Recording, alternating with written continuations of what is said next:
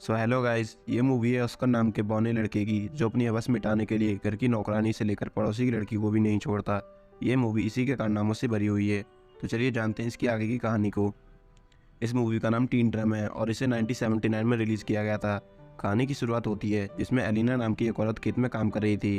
तभी वहाँ पर जोसेफ नाम का एक चोर आ जाता है जिसके पीछे पुलिस लगी हुई थी। एलिना उसे अपनी गुफा में छुपा लेती है और जोसेफ एलिना की गुफा में ही उसका गेम बजाने लगता है। अब एलिना और जोसेफ की दोस्ती हो जाती है। जोसेफ और एलिना कई दिन साथ में रहते हैं, लेकिन तभी वहाँ पर पुलिस आ जाती है और जोसेफ अपनी जान बचाकर नदी में कूद जाता है और गायब हो जाता है और पुलिस उसे नहीं पकड़ पाती। इस बात से जोसेफ काफ़ी फेमस हो जाता है। कुछ लोग कहते हैं कि जोसेफ मर गया है और कुछ कहते हैं कि वो अमेरिका में बड़ा बिजनेसमैन बन गया है और वहाँ मजे ले रहा है। उधर हम एलिना और उसकी बेटी एग्निस को देखते हैं जो कि बाजार में सामान बेचकर अपना गुजारा करती है। एग्निस दो लोगों की सेटिंग थी, पहला जैन जो उसका कजन था और वो पोस्ट ऑफिस में काम करता है, दूसरा अल्फ्रेड जो कि जर्मन शेफ था। उन दोनों के भयंकर खबारों से ऑस्कर नाम का लड़का पैदा होता है। ऑस्कर की माँ उससे कहती है कि जब वो 3 साल का हो जाएगा तो वो उसे टीन बनाकर देगी। इसके बाद हम देखते हैं ऑस्कर को जो कि 3 साल का हो चुका है। उसके घर में पार्टी चल रही थी जहाँ पर सभी लोग डॉगी डांस कर रहे थे। ऑस्कर को ये सब चीजें पसंद नहीं आती और वो बड़ा ना होने की कसम खाता है और छत से कूद जाता है। इसके बाद ऑस्कर हमेशा के लिए 3 साल का रह जाता है। ऑस्कर के पास एक टीनम था, वो हमेशा उसे अपने साथ रखता और जब भी कोई इसे छीनने की कोशिश करता तो वो इतनी तेज चिल्लाता कि सारे कांच के शीशे टूट जाते। अब धीरे धीरे ऑस्कर 6 साल का हो जाता है, लेकिन उसकी हाइट नहीं बढ़ रही थी जिसे लेकर उसकी माँ एग्निस हमेशा टेंशन में रहती। एग्निस हर थर्सडे को शहर में जाती जहाँ वो ऑस्कर को एक दुकान पर छोड़कर चली जाती और एक होटल में जैन से मिलती जहाँ पर वो बुरी तरह पलंग तोड़ते।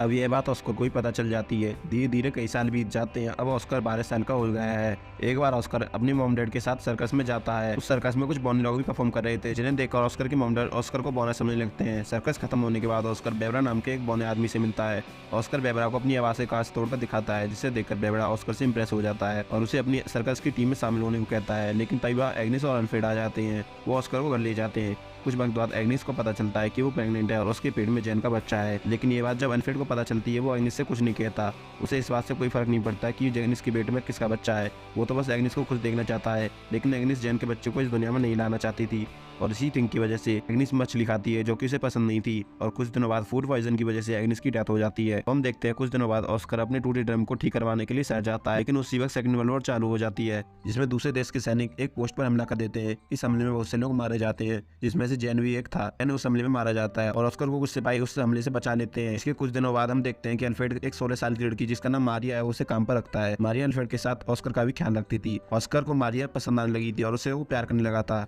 ऑस्कर की उम्र मारिया जितनी थी, लेकिन मारिया को इस बात पर भरोसा नहीं था। वो ऑस्कर को बस एक बच्चा समझती थी। एक बार अल्फ्रेड कुछ काम से बाहर जाता है और रात में ऑस्कर मैरिया के बेड पर आ जाता है और मैरिया के साथ अल्टीमेट होने लगता है। मैरिया को ये सब अच्छा लग रहा था इसलिए वो ऑस्कर से कुछ नहीं कहती। कुछ दिनों बाद ऑस्कर को पता चलता है कि मारिया और अल्फ्रेड का अफेयर चल रहा है और मारिया अल्फ्रेड के बच्चे की मां बनने वाली है। यह सब ऑस्कर को अच्छा नहीं लग रहा था। वो मारिया के बच्चों को मारना चाहता था, लेकिन मारिया उसे रोक लेती है। कुछ महीनों बाद मारिया मां बन जाती है। इस बात से अल्फ्रेड के फैमिली मेंबर बहुत खुश थे, लेकिन ऑस्कर नहीं था। सीन शिफ्ट होता और हम देखते हैं बेबरा को जो कि वर्ल्ड वॉर 2 के दौरान नाजी आर्मी का एक ऑफिसर बन चुका है। एक दिन वो ऑस्कर को अपनी टीम में शामिल होने को बोलता है। ये लोग पेरिस में परफॉर्म करने वाले थे।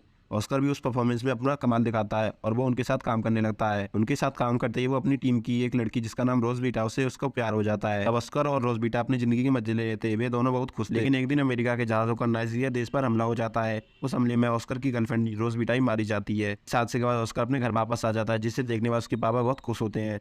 ऑस्कर अपने 3 साल के भाई के लिए एक ड्रम लाता है क्योंकि इसे भी वो ड्रम 3 साल की उम्र में ही मिला था। युद्ध से शहरों की हालत बिगड़ी हुई थी। एक रात कुछ अमेरिकन सिपाही अल्फ्रेड के घर आ जाते हैं क्योंकि अल्फ्रेड एक नाजी सिपाही था। अल्फ्रेड अपने 3 साल के बच्चे और ऑस्कर को बेसमेंट में छुपा देता है, लेकिन सिपाही अल्फ्रेड को मार देते हैं। अगले दिन हम देखते हैं मैरिज नाम के आदमी को जो अल्फ्रेड की दुकान को खरीद लेता है। अब मैरी और ऑस्कर अल्फ्रेड की बॉडी को मिट्टी में दफनाने के लिए जाते हैं, जहाँ पर ऑस्कर भी अपने ड्रम को मिट्टी में दफना देता है क्योंकि अब वो समझ चुका था कि अब उसका इस दुनिया में कोई नहीं है। अब ऑस्कर अपने आप को बड़ा होने के लिए राजी हो जाता है, लेकिन उसी वक्त ऑस्कर को कोई ईंट मार देता है जिससे ऑस्कर बेहोश हो जाता है। डॉक्टर को दिखाने पर डॉक्टर मैरी से कहते हैं कि ऑस्कर बड़ा होने लगा है। जिसके बाद हम देखते हैं मैरी, ऑस्कर और बाकी शहर के लोग शहर छोड़कर जाने लगे हैं, खाली एलिना को छोड़कर। एलिना वहीं पर रहने का फैसला करती है और लास्ट में ये मूवी एलिना से शुरू होकर एलिना पर जाकर खत्म हो जाती है। तो गाइस, मूवी आपको अच्छी लगी हो तो वीडियो को लाइक और चैनल को सब्सक्राइब जरूर करें। Thank you.